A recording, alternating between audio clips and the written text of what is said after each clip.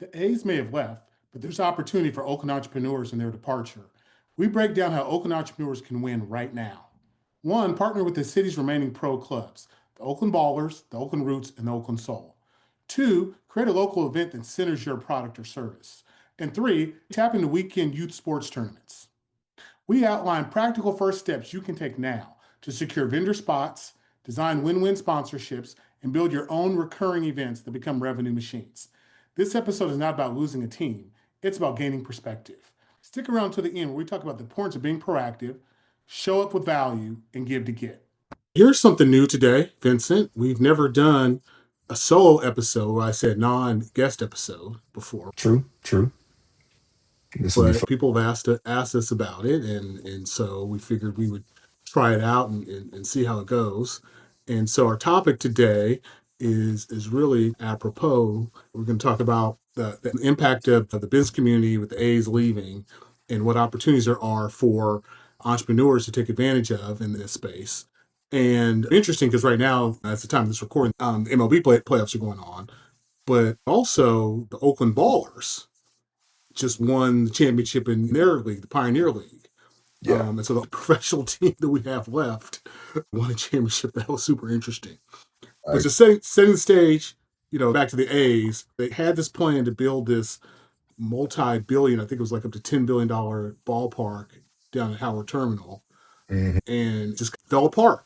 Yep. We lost the Raiders and we lost the Warriors, and I don't really count the Warriors because they're still in the area. But the Raiders Yes. and the A's both left town, and the city picked the A's Raiders, which is I think is an interesting place for us to start. What do you think about that?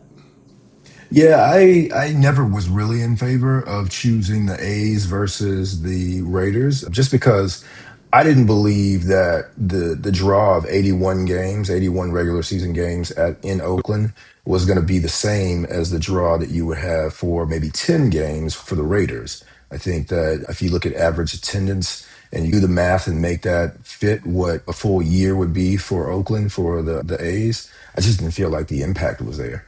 But that was the choice that was made. And so here we are. We had to kind of run with that. And I think in the beginning, I felt like everything felt good, like everybody was moving in the right direction, had a great plan, gonna do real estate around the new stadium. So like it felt nice, but then it fell apart. So like what were the things that you were feeling as they were talking through it in the beginning and then where it got to the end?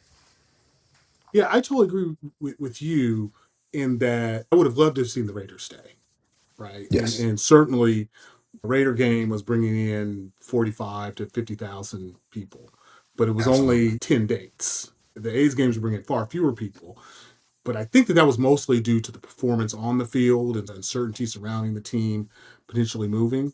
But if you look about the economics of baseball versus the NFL, I mean, baseball is 81 home games, and that's a lot of games if your infrastructure is set up to have a ballpark downtown or waterfront in a commercial space where people are coming in and there's money being spent surrounding the stadium. Similar to what you see in San Francisco, I think was what was which was missing in Oakland.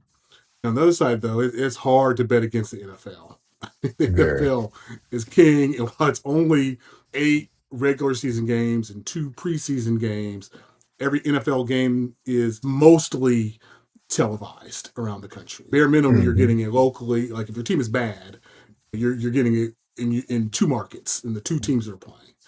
Right. But every team is eventually going to play a bigger team that's going to be broadcast more markets, and every NFL game is like a Chamber of Commerce commercial, and which you don't get in baseball. So Right. that's I've said that's the only thing to argue with the NFL because you get 8 days that showcase your city for 3 hours, and I And just you know, don't the know other that we piece would. of it that you get also is like, I feel like you get more opposing fan attendance as well. So many NFL teams have diehard fan bases that will travel, especially if it's to like a historic team like the Raiders. I mean, the Raiders.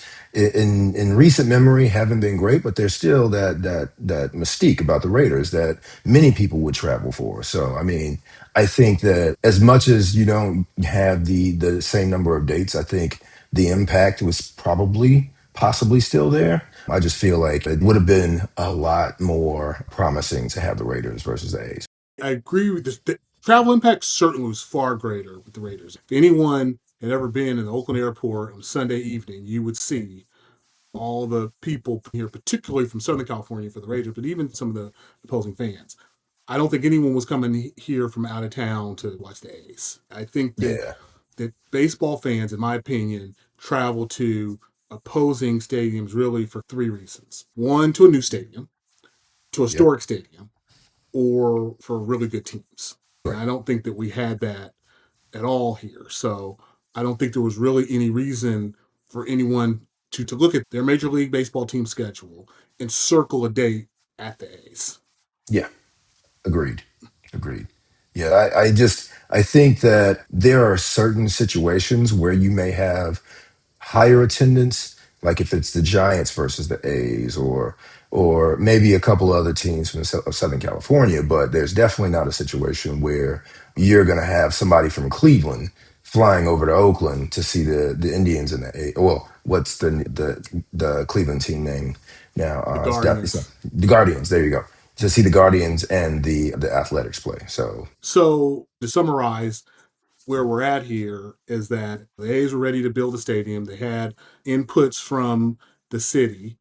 They had approval. I think they had almost all the approvals ready to go for a ballpark down at Howard Terminal. And then mid process, they said, "Forget this. We're going to Vegas." And Oakland is left holding the ball on that. But really, what we want to dive into here today is the opportunities that are left available for local entrepreneurs to step into. right. Yeah, I mean, because that's the gist of what we should be talking about is we thought we were going to have this huge economic windfall with a ballpark downtown, with more people traveling into the city to have a night out and see the A's, hit the amenities around the town, then go back to wherever they live. But now we don't have that. So it's really interesting to start thinking like strategically about what people could do, what business owners could do to try and generate some of that income, that revenue that we were looking for with the A's being downtown. So here we are, Vincent. The teams have left, and we're not really talking about the Raiders and the Warriors here. We're really focusing on the A's departure. And there's some opportunities out there Right. for entrepreneurs. And we have three teams left. We have the Ballers, which is a baseball team. We Mhm. have the Roots and the Soul, which are both soccer teams. And and those two in and of themselves are entrepreneurial pursuits. People don't really think about it that way. But what do you think? I think there probably are a few good ways. I think just kind of starting off, I think one of the big things you could do is have community events that capture the momentum of some of those games and then work the business owners' opportunities into those events. So like festivals, like the First Fridays. So to your point, I think there's enormous opportunity for local entrepreneurs, depending on what their business is, to sell into the existing teams that are left. If you're local food and beverage companies around here, reach out to teams and see if there's a way for you to either cater into their internal events, but two, see if you can be a vendor at the games. And so since they are so local and community oriented, there might be a bigger opportunity than there was with the A's. Yeah, I agree. I think, especially if and I'm not saying pushing one thing over another, but the brewery scene here in Oakland is amazing, and so you could literally have a rotating supply of brewers that could show up to a game or actually have some type of like special event around a game that could bring so much more momentum to your door than just waiting on people to find you in the neighborhood. And then if you just look at that Prescott Market, which is next to the Ballers Ballpark, that has been Mhm. totally revitalized, and all those companies that are in there are local small businesses. And so you would think that there'd be more opportunity for that around that ballpark. And I know that the Roots and the Soul are looking for a new stadium. And I've even heard them talk about Howard Terminal. So we'll see what happens with that. But wherever they set up shop, there'll be opportunities around that to open up a storefront for whatever your business is. And I kind of hope that those businesses open up someplace that's not the Coliseum, because I think that at the Coliseum, people just drive in and they drive out. I agree with that. I'd much rather see something downtown or Jack London Square. And I think Jack London Square would be perfect for any of these teams if you go to Howard Terminal, because then Yeah. you'll see the businesses sprout up around the stadium. We saw this, the perfect example in San Francisco. I mean, I remember before that ballpark was built and there was nothing there. And Mhm. now it's a bustling commercial hub. So you mentioned something earlier, and so I want just to make sure that we elaborate on why you feel that way, because I feel the exact same way. Why do you feel like they should not build around the Coliseum, and why do you feel like people just drive in and drive out? That's an old model of stadiums, and you still see a handful of those around. You have a Mhm. stadium in the middle of a huge parking lot. I'm paying my $20 for parking, and then I'm either going to tailgate, which most people don't tailgate for baseball games, but Ace fans did, and then you're going to go into the stadium and you're going to buy your $8 hot dog and your $10 beer, and then you're going to get back in your car and you're going to drive home. True. Versus if you look at Oracle Park in San Francisco, you're not sitting in the middle of a parking lot. Right. People are taking BART, people are taking public transportation, people are taking Lyfts and Ubers. So you are walking into the ballpark and then you're walking out of the ballpark. And so the likelihood of you spending money outside of the ballpark is much greater there than it was at the Coliseum or will be if someone occupies that same space. Right, right. Yeah, I agree. Like if you look at the San Francisco Giants, like the moment you step outside, there are bars and restaurants and everything you need to make keep the party going after a game, after a home game or home win. So like there just isn't that near the Coliseum. Like it's literally, okay, I'm gonna get in my car. There's nothing around here. Okay, go home. I think another opportunity here, and you touched on this earlier to dive into, is community events and festivals. And so now they're no longer 81 Right, MLB baseball home games, and they're no longer 8 home NFL football games. And I think that there's a huge vacuum there to fill with community events and festivals and things like that. So I lived in New York in the early 2000s. And hmm, one thing that I was struck by there was that in the summertime, almost every weekend, there was some parade or street festival. yeah, And a lot of economic activity around them. So people go to the festival, but then on their way back to public transportation are stopping at the store to buy a snack or drinks, or maybe they eat dinner in the neighborhood. We have some of that here. We have a marathon. We have a handful restaurant of week. parades. There's the Black Joy Parade. Oh yeah, There's Restaurant Week. There's Pride Week. There are a handful of things. I think there's huge opportunity for entrepreneurs to create events. If you had your own product, you could step in with your product and build a festival around your product. So perfect examples of that would be Black Vines, which is one of our former guests, Fern Strauss. She was episode 24, and she has a wine event every right. year. And then also the Black Food and Wine Experience, which is an event that happens here in Yeah. Oakland, and marathon.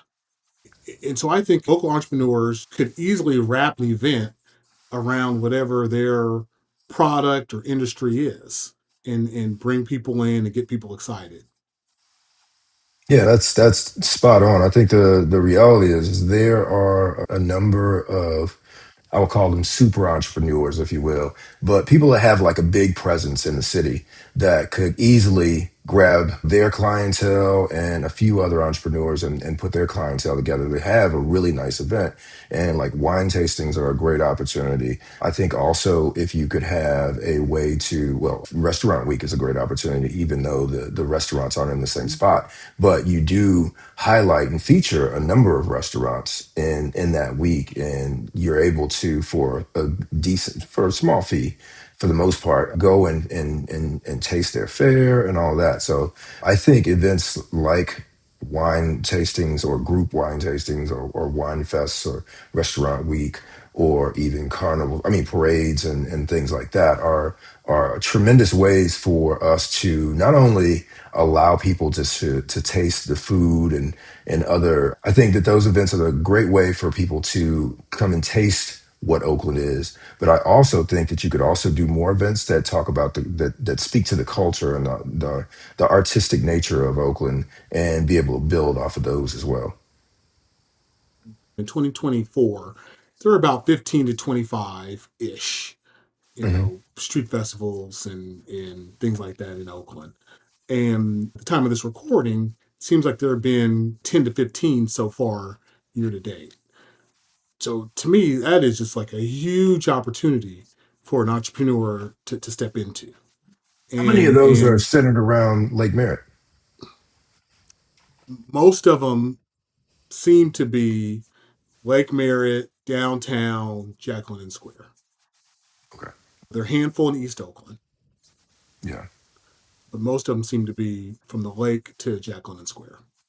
If you're an entrepreneur out there and you have a product or service, create an event, create a conference, create a street festival around whatever it is that you do, and invite in other people, work with other people. One thing that's interesting is that people, I think too many people, too many business owners view their competitors as competitors that they have to keep away. But a smart business person brings people in. Though you're competing with them, they're not your competitors, they're your friends. And if you work Right. together, you can have a bigger pot than if you keep them away. Yeah, I think that's right. I think the reality is that yes, the restaurants, other areas within food and beverage are definitely competitive, but there's definitely a way for them to collaborate more, throw bigger events that attract more customers and new customers, so that you can be able to thrive, even though we don't have the A's. So the third thing under this category of opportunities for local entrepreneurs, I think is something that's near and dear to both your heart and mine. That is youth sports, because we both Hmm. have kids that play youth sports, and I put them in a couple different categories. If you have a kid that's playing AAU basketball, there's three facilities around here in East Bay. There's OGP, which is down near Jacqueline Square, and there's Yep. nothing but Net, which is really, really in San Leandro. It's on the Oakland San Leandro border. It's over by the airport, and Hmm. then you have the Ultimate Fieldhouse in Walnut Creek. So the nice thing about basketball, if you live in Oakland, is that most of the tournaments are around here. But if you're playing soccer, if you're playing baseball, you got to go out to Sacramento. You got to go out to the Central Valley. Yep. And I know tons of parents that like my kids used to play baseball, and we were traveling at least an hour away to participate in those tournaments.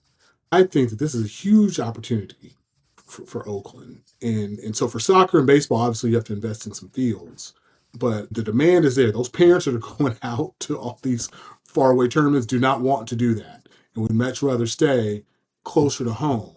And if you could have those other parents from those other areas coming in here and spending money, I think that would be a huge opportunity. Yeah, I agree. As you were already mentioned, with basketball, like we spend a lot of time in the gym, but then there's usually not good food. So you instantly, like between games, have to go run around and find something. And I think those are prime opportunities to be able to go and explore cities. My son was on a team that's actually a San Jose based team.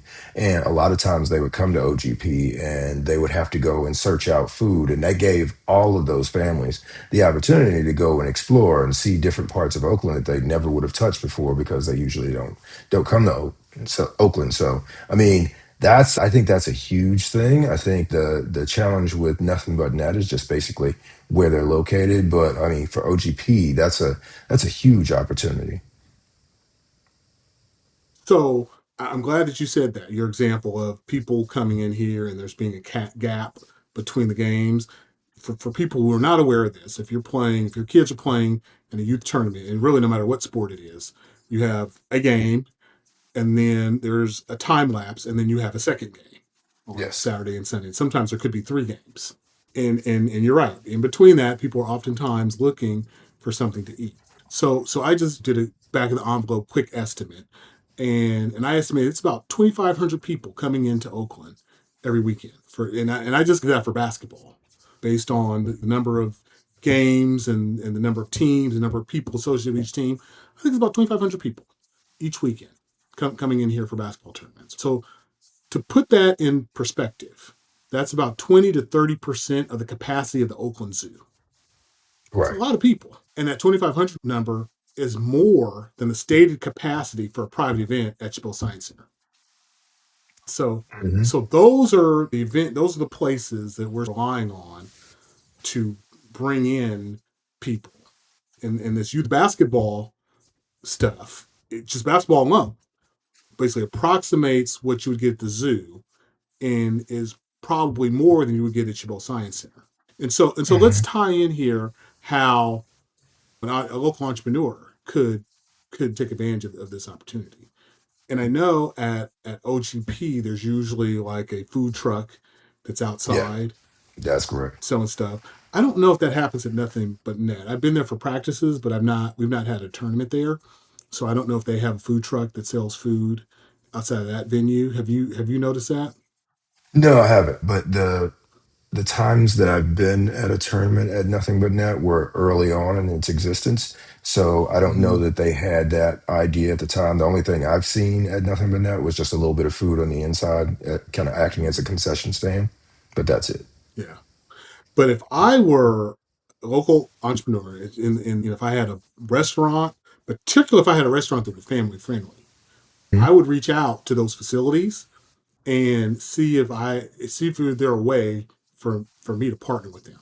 Can Yeah. can I offer a discount to people that are coming to the tournament to you in exchange for something that's favorable to the person running the tournament? Right. As I say, partnerships and collaborations will grow both businesses, and Absolutely. there are plenty of win-win situations out there where both the entrepreneur that has the local restaurant and the tournament organizer can both win. And I just think about this, like if you look at professional sports teams, and Hmm. oftentimes there will be, if it's a baseball team, there will be like something given away if the home team has more than, like, let's say, eight strikeouts, Yeah. or if the player hits more than a certain number of threes, or if they score a certain number of touchdowns. I mean, that's a perfect opportunity. If you're an entrepreneur, go be proactive. Go to OGP, go to Nothing But Net, and have a couple of ideas,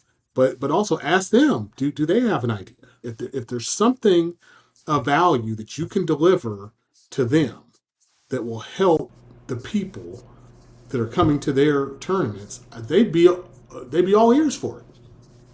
Right, right. And I just think that, as we've already stated, like that's a huge opportunity. I think the number of, especially with basketball tournaments and soccer tournaments. I mean, if you just start there, there's so many of those things happening every weekend, whether it's fall or spring and even summer. Like there are just so many opportunities for an entrepreneur to be able to get some face time with potential customers that they never would have thought about touching before. So, what are some things that, if you were a local entrepreneur, local business owner, small business owner, that you can do today? You listen to this today, and you're like, "Hey, you guys are talking. This is a great concept. What can I do today to start taking advantage of some of this stuff?" Yeah, so we've already touched on it, but one of the biggest ones probably just partnering with the remaining teams. I mean, they already are growing their fan base or have an established fan base that you can tap into. So why not just go and reach out to those teams, especially with the soccer teams, because they have such a big draw that you should be able to kind of carve out your niche right inside of their venues where they play, and be able to interact with a new group of fans, a new group of people that you can have for your business. I think that's a easy one because I mean most those events are outdoors. All you gotta do is set up a stand, so it's not like it's a huge outlay of money.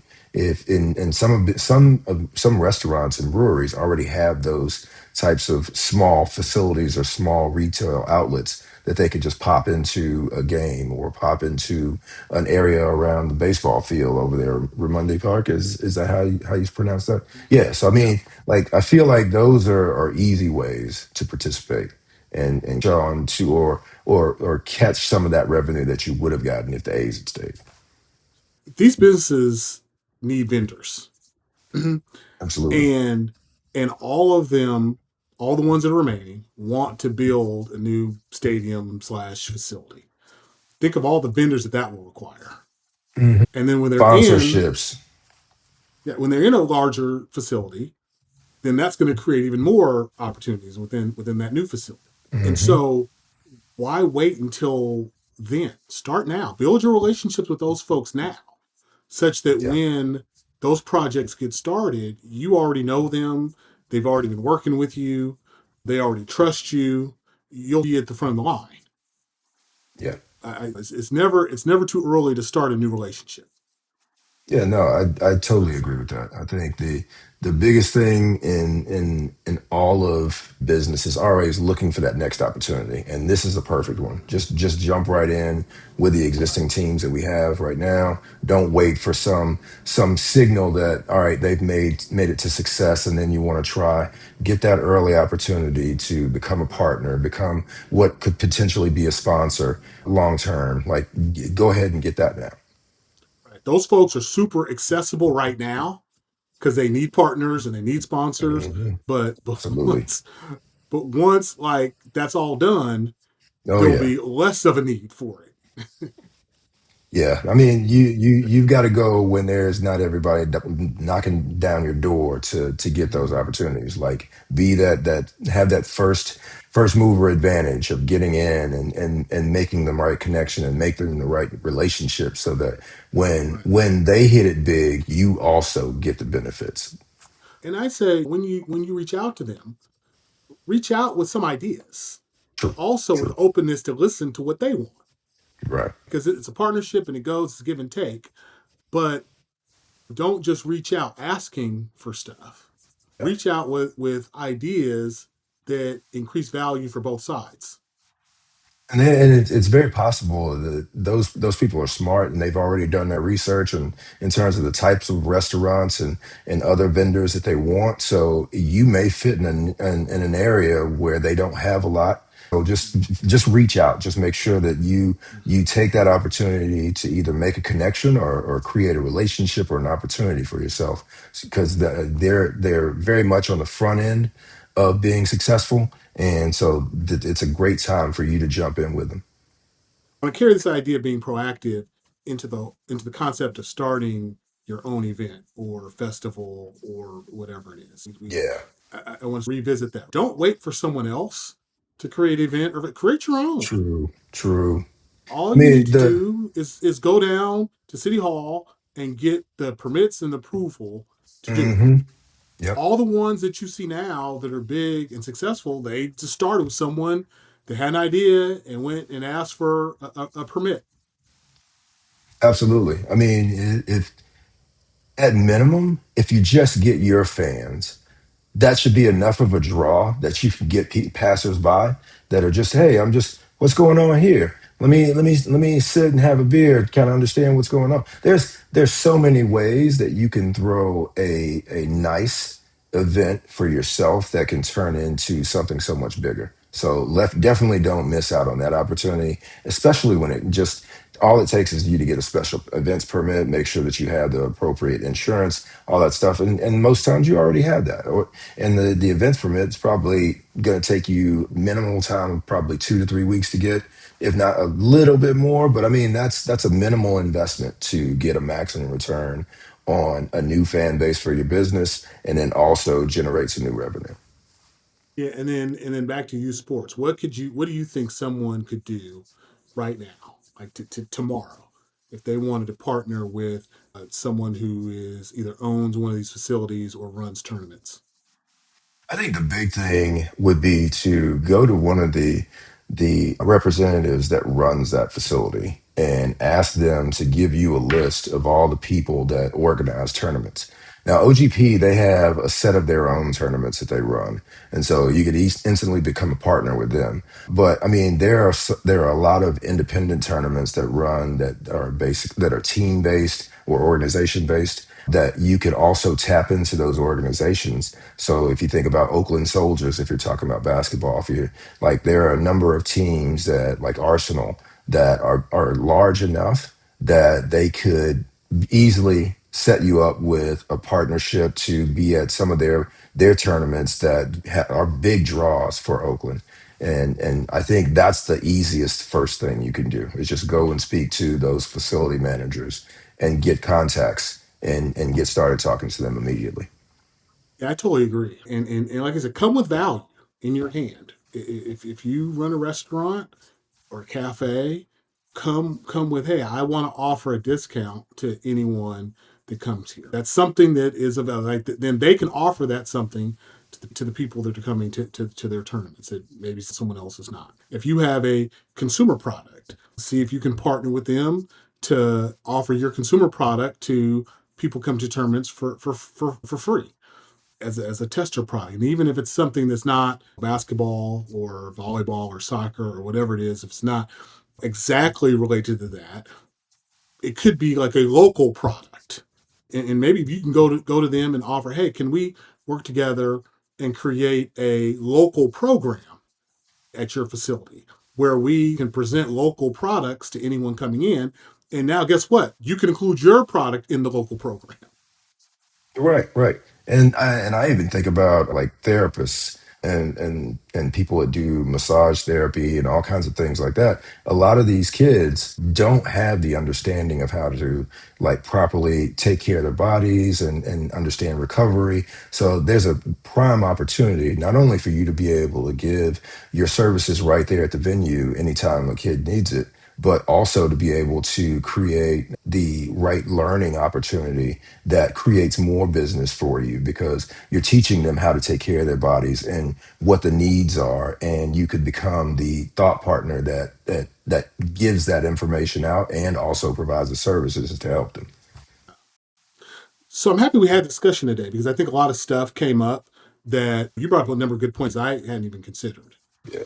I think that what an entrepreneur can do today to take advantage of these things is a collaborate with others, like reach Yeah. out to the existing teams and see how you Hmm. can collaborate with them.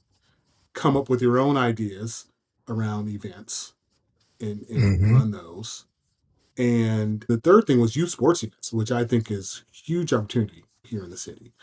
Yeah, no, I think those are excellent opportunities that still have a lot of low hanging fruit available for you. I think the biggest thing is it's just initiative. Just take the initiative to not think about like what the A's were going to give you, and then now start thinking about, all right, what are the things that are still here in Oakland that can give me some of that same vibe that you would have gotten from having the Athletics play 81 games a year here in Oakland.